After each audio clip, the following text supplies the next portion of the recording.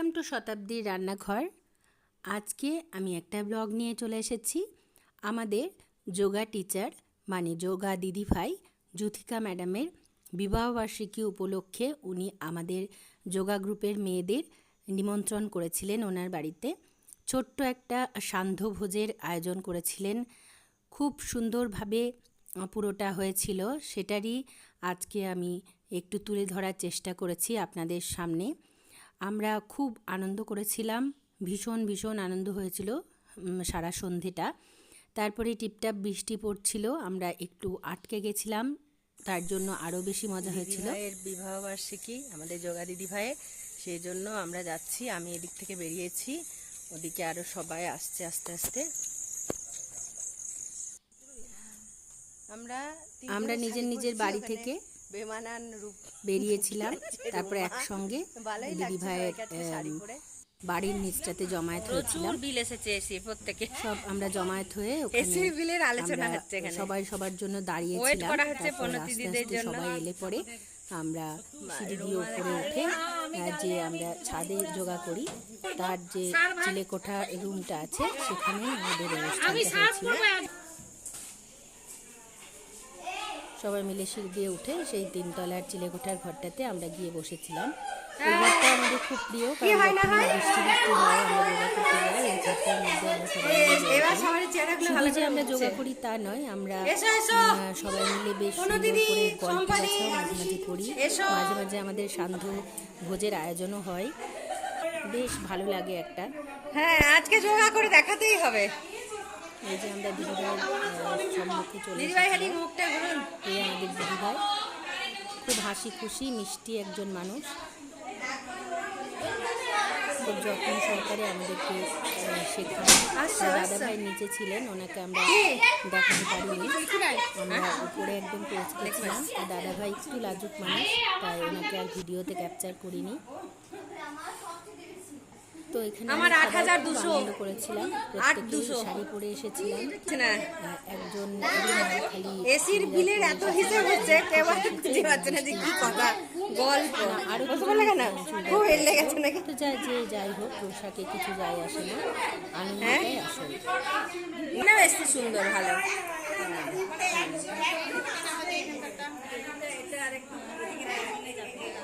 হ্যাঁ এবার ঠিক কথা তুলছিল।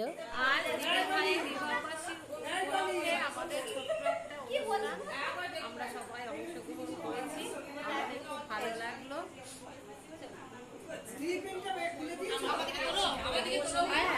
সবাই সুন্দর আসছে, বেশ ভালো লাগছে প্রত্যেকে। কিছু নতুন বন্ধুও ছিল, কোনো কিছু। দিদিভাইয়ের নাতি আমাদের যোগা দেখবে এখন, সেই জন্য ও বসে আছে, মজা লাগে, বলছে খাওয়া দাওয়া ছেড়ে দাও, তোমরা যোগা করো। আর দিদিভাই এখানে ব্যস্ত হয়ে গেছে অ্যারেঞ্জমেন্টে। কিছু খাওয়া দাওয়ার আয়োজন হয়েছিল, তারপরে আমরা খেয়ে দিয়ে আমরা দিদিভাইয়ের হাতে একটা ছোট্ট গিফট তুলে দিয়েছিলাম আমাদের তরফ থেকে। তারপরে আমরা সবাই নিজের বাড়ি চলে আসছিলাম খেয়ে দিয়ে। খুব মজা হয়েছিল সেদিন। রুমা কিন্তু ভীষণ কাজের, যখনই কিছু খাবার দাবারের অনুষ্ঠান হয় রুমা কিন্তু সবাইকে বেড়ে খাওয়ায়। সবাই ওই জন্য শাড়ি পরেনি, খাবারের মধ্যে এগ রোল ছিল, চুড়িদার পরে এসেছে যাতে নিতে সুবিধা হয়। তারপরে শেষে চাও ছিল।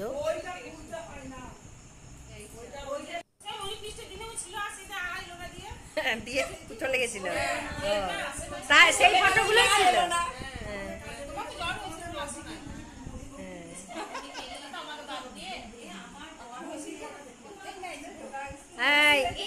প্রমাণ এই রে, এই সবাই হাততালি দাও, হাততালি দাও। হ্যাঁ সবাই আমরা এখানে সবাই সমান, কেউ সবাই সমান। বলছি এটা যা দিলাম আমাদের নিজের যোগা করে পেট হেজে গেছে। হ্যাঁ, রুমা আমাদের মুড়ি পাটি পার্টিতেও মুড়ি পরিবেশন করে, চপ মুড়ি। আবার যে কোনো পার্টিতে রুমায় পরিবেশন করে। ও এখন এরপরে ক্যাটারার খুলবে। রুমা যোগা ক্যাটারার, যোগা যত আমরা ঝড়াই তার থেকে বেশি খাই। প্রণতিদির ফিগারটা দেখো, খেতে খুব ভালোবাসে না, ওই জন্য একটু স্লিম ফিগার। আর আমরা খেতে ভালোবাসি বলে আমরা আর কমছি না।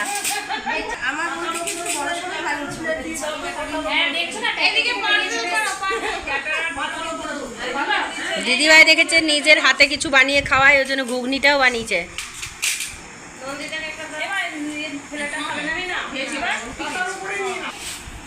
হ্যাঁ খাও খাও, ছবিও উঠছে খাবার, খাও। হ্যাঁ মা, হ্যাঁ খাও খাও খাও, এই খাও না, ও তো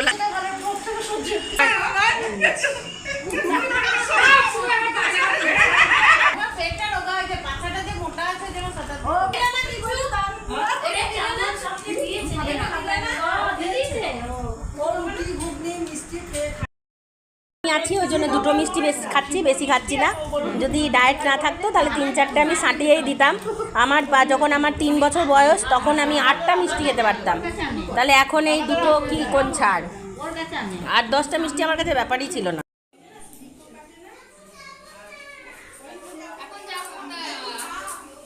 এ আমার গান্ডার পড়ে গেল, এবার সব নেমে চলে আসছে।